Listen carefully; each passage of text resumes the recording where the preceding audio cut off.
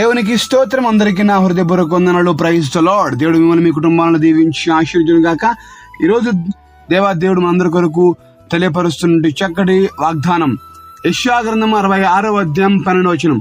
యెహోవా ఈలాగు సెలవిచ్చుచున్నాడు, ఆలకించుడి, నది వలె సమాధానమును ఆమె యొద్దకు పారజేయుదును. మీరు జనముల ఐశ్వర్యము అనుభవించినట్లు ఒడ్డు మీద పొర్లిపారు జల ప్రవాహము వలె మీ యొద్దకు దానిని రాజేతును. మీరు చంకను ఎత్తుకొనబడెదరు, మోకాళ్ళ మీద ఆడింపబడెదరు. దేవునికే సమస్తమేమ కలుగునుగాక. గొప్ప వాగ్దానం ఈరోజు మనకు తెలియపరుస్తూ ఉన్నాడు. దేవాదేవుడు యెహోవా సెలవిస్తున్న మాట ఆలకించండి. నది ఏ విధంగా ప్రవహిస్తుందో సమాధానమును ఎదుగు వస్తుంది, పారుకుంటూ వస్తుంది. ఆమె ఎద్దుకు అనగా దేవుని వాక్య ఆత్మీయ ప్రకారంగా సంఘమును దేవుడు స్త్రీతో పోల్చాడు.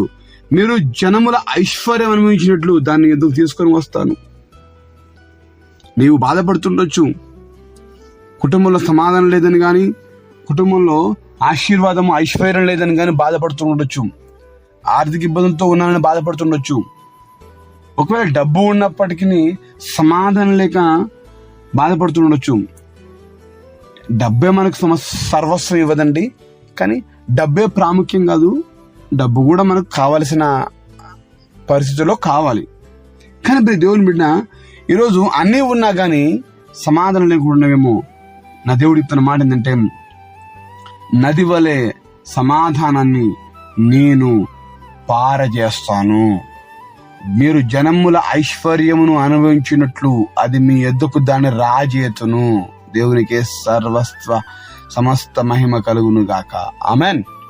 ప్రియ దేవుని బిడ్డ, నీవు ఏ బంధకాల మధ్యలో ఉన్నావు, ఏ ఆటంకాల మధ్యలో ఉన్నావు, ఏ చిక్కుచికాకుల మధ్యలో ఉన్నావు, బాధపడుతూ ఉన్నావు, ఏడుస్తా ఉన్నావు, బాధపడు మాకు. దేవుడున్నాడు. దేవుడు సమస్తం చూస్తున్నాడు, సర్వస్వం చూస్తున్నాడు. ఆయన నీ కన్నీరు తుడిచి నీకు సమాధానాన్ని దయచేస్తాడు. నది వలె శాంతిని, సమాధానం అంటే అడిగే ప్రశ్నకు జవాబు ఒకటే కాదండి, శాంతి, పీస్. నీ యొద్దకు దేవుడు నది వలె పారజేస్తాడు. అదెలాగా? మీరు జనముల ఐశ్వర్యం అనుభవించినట్టు ఒడ్డు మీద పొర్లిపారు జల ప్రవాహం వలె మీ యొద్దకు దాని రాజేతును. ఒడ్డు మీద ఉన్నది ఈజీగా మనకు దొరుకుతుంది. నీళ్ళలో ఒడ్డుకున్నది, చెరువులో కానీ నదిలో కానీ ఒడ్డుకున్నది తొందరగా దొరుకుతుంది. అదే మధ్యలో మనం పట్టుకోలేం. ఒడ్డుకు ఉన్నట్లుగా నీకు దేవుడు చేరుస్తాడు. మీరు చంకను ఎత్తుకొనబడరు, మోకాళ్ళ మీద ఆడింపబడరు. దేవుడు చంకలో ఎత్తుకుంటాడంట. అబ్బాయి ఎంత గొప్ప మాట అండి. నీ వయసుతో సంబంధం లేదు దేవునికి. నిన్ను ఎత్తుకొని, చంకలో ఎత్తుకొని నువ్వు ఆడించే దేవుడు. పిల్లలు మోకాళ్ళ మీద ఆడుతూ ఉంటున్నప్పుడు మనకు ఎంతో ఆనందం అనిపిస్తూ ఉంటుంది. పిల్లలు నడుస్తున్నప్పుడు ఆనందం అనిపిస్తూ ఉంటుంది. వాళ్ళు మోకాళ్ళ మీద అంబాడుతున్నప్పుడు ఎంతో ఆనందం అనిపిస్తూ ఉంటుంది. ప్రియ దేవుని బిడ్డ, ఈరోజు నా దేవుడు నిన్ను ఆ విధంగా ఆడింపజేస్తాడు.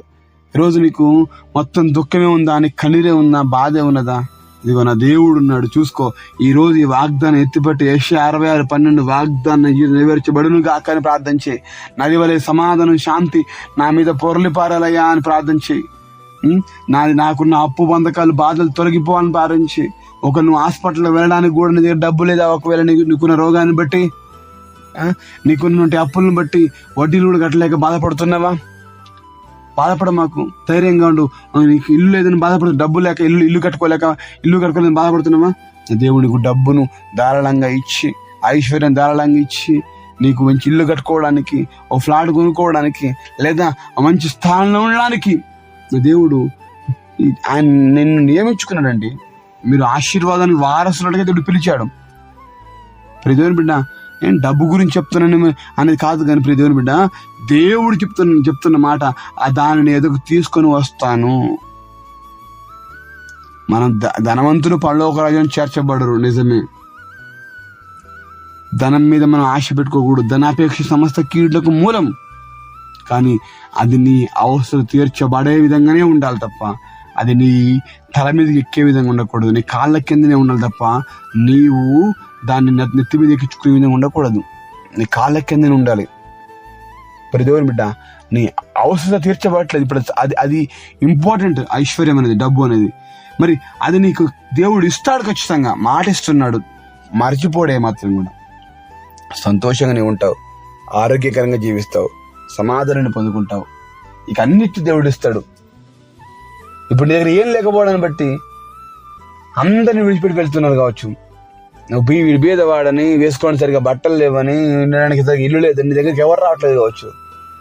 ఆ దేవుడు నీకు ఇచ్చి నిన్ను ఆశ్చర్యించబోతున్నాడు, నీకు సర్వస్వం ఇవ్వబోతున్నాడు, సమస్తం ఇవ్వబోతున్నాడు. అప్పుడు అందరు పరిగెత్తుకుని నీ దగ్గర రాబోతా ఉన్నారు.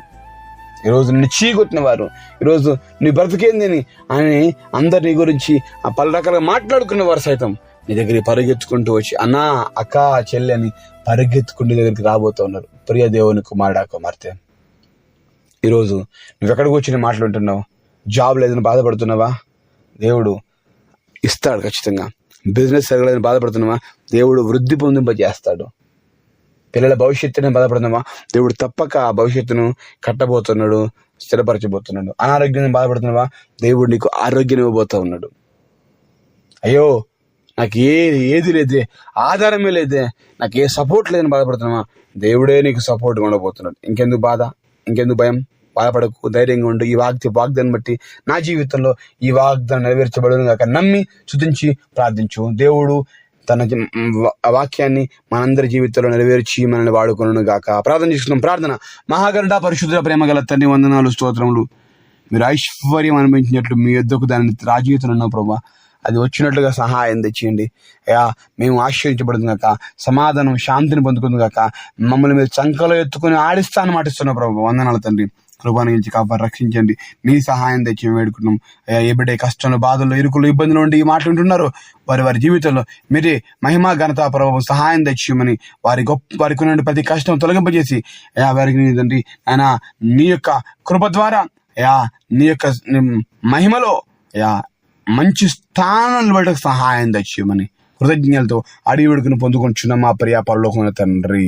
Amen, amen, amen.